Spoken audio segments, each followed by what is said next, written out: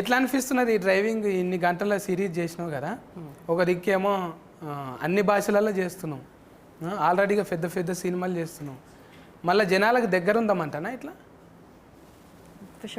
అవును కాదన్నట్టు చెప్తున్నాను ఇట్లా ఇట్లా అడిగిన క్వశ్చన్ అంతే కదా. కొంచెం ముచ్చట పెట్టాలి.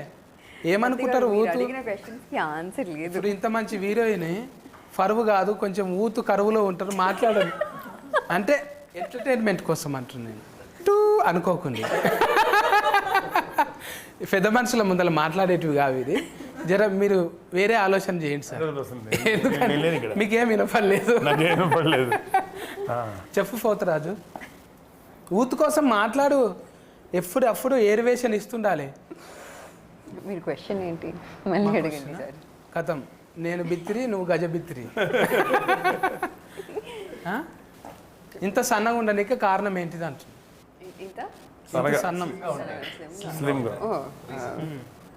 జస్ట్ డైరెక్ట్ వర్కౌట్ అండి. Pilates workout. నాకు ట్రాన్స్లేషన్ కావాల్సింది. ఏంటి ఫార్ములా అంటున్నది? ప్లేట్లెట్స్ దెబ్బతిన్నాయా? కొంచెం కంట్రోల్డ్గా తినాలి. మనం మూడవసారా ఇది నాలుగోసారా కలుసు? అందుకే ఎక్కువ మాట్లాడతలేదు. ఇట్లా ఇట్లా ఇట్లా ఇట్లా ఇక నువ్వు ఎక్కువ మాట్లాడలే అనుకో, బుజ్జి దగ్గరకు పోతా నేను. అవునరా ఫర్నీత, మంచిగా బజ్జీ లెక్క కుట్టు, మిరపకాయ బజ్జీ లెక్క, అరటికాయ బజ్జీ, ఇప్పుడు మిరపకాయ బజ్జీ అయ్యా. ఎండిపోయిన మిరపకాయ లెక్క అయినావు. మంచిదే కదన్నా. ఇబ్బంది పెట్టిండా డైరెక్టర్ ఏమో? యాక్చువల్లీ ఈ రోల్ కోసం లావ్ అవ్వమన్నారు, ఎందుకంటే మీరు చూసారు కదా అది ట్రైలర్ చూసే కదా మాట్లాడుతున్నా. అంటే అమ్మాయిని చూసి ఎవరు అనుమానించకూడదు అనమాట. పెళ్లి అయ్యేది బైఫాస్ అన్నా. స్పాయిలర్ ఇచ్చేస్తున్నారు.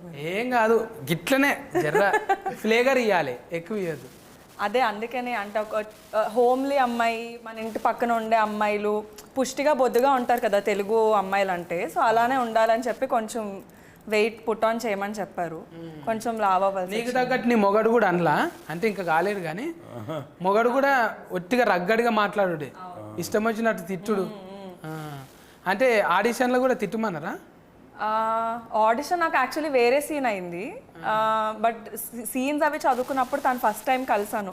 అప్పుడే అన్నాడు అనమాట, మీ ఇద్దరి మధ్యలో ప్రేమ ఎలా ఉండాలంటే కొట్టుకొని తిట్టుకొని ఉంటారు కదా, అలాంటి టైప్ ఆఫ్ ప్రేమ, ఓ లవ్వీ డవ్వీగా ఉండి అలా ఉండదు, మీ ఇద్దరికి మంచి అండర్స్టాండింగ్ ఉండాలి అని చెప్పాడు.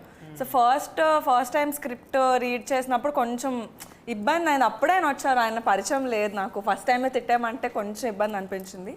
బట్ ఆ స్క్రిప్ట్లోని ఆ క్యారెక్టర్ని అర్థం చేసుకున్న తర్వాత ఇలానే బిహేవ్ చేయాలి అతనితో అని అర్థమైంది నాకు. సో కానీ మంచిగా అనిపించింది. ఎవరు వచ్చినా చాలు కానీ ఇటువంటి ఆమె ఫిన్లం లెక్క రావద్దు అనిపించింది. అంత ఆజాత్ లెక్క నువ్వు అంటే గయ గయ గయ ఒల్లుడు. మళ్ళా నువ్వు ఎక్కువసేపు ఉన్నావు అనుకో, నువ్వు టూ అంటుంది. అడ్డం లేదు ఆగం లేదు, టూ. ఏం కాదా ఇట్లా మాట్లాడితే? ఏమైతుంది అన్న, అందరు అంటే మగవాళ్ళు మాట్లాడినప్పుడు ఏమన్నారు, ఆడవాళ్ళు లగ్గమైందా? అయితే ఎవరు అడిగేటోళ్ళు లేరు.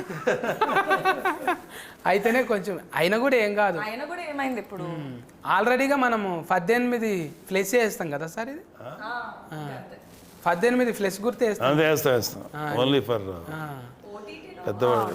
అదొక అడ్వాంటేజ్. ఓటీటీలో రియల్ లైఫ్లో ఉన్నట్టుగా చేయొచ్చు, కుదురుతుంది. అంటే వీళ్ళకంటే పర్లేదు, పిల్లలకి నేను చూసుకోవాలి, జాగ్రత్త పడాలి. మేము కూడా అలా మాట్లాడకూడదు. ఎవరు ఇంతకాలం బాగానే ఉన్నాం, ఓటీటీ ఇలా తగలడ్డాం అనుకుంటా. అక్కడ వరకు జాగ్రత్త పడి గట్టిగా కాకుండా కొంచెం యాక్షన్ గట్టిగా ఉంటుంది, కానీ మా భాష మాత్రం మళ్ళీ తగ్గించి మాట్లాడతాం. టూ అని రాకుండా వెధవా, పనికి మళ్ళీ సన్న ర్యాస్కర్ ఇట్లాంటివి పడితే మేనేజ్ చేస్తాం. అయితే టూలు చాలా పడిపోతాయి. నాకు చాలా టూల్ ఉన్నది ఇంట్లో, అవన్నీ తీసి మామూలుగా